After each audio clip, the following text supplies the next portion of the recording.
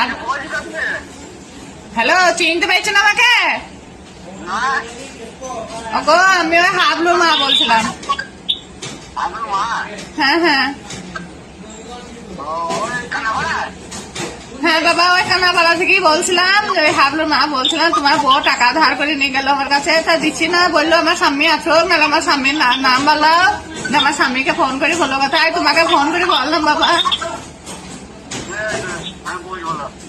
হ্যাঁ, তা টাকাটা দিয়ে দিও বাবা, ওইরকম করো না। তোমার বউ বলেছিল আমার স্বামীকে, বললো না দেখুন ওই বলছে বললো যখন ধার করেছিল, এবার ধার করে কি করেছে তোমার বউ, সেটা তোমার বউ জানবে নাকি? হ্যাঁ গো,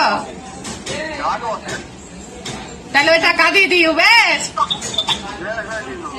হ্যাঁ, তা বলছি তুমি আছো কোথা? হ্যাঁ গো, তা ভালো, কলকাতায় কাজ করো বাবা, ভালো করে কাজ করো, হাজারে হিয়ার দিয়ে আল্লাহ তোমাকে ভালো করুক, তোমার বড় ছেলের বাপ মরুক।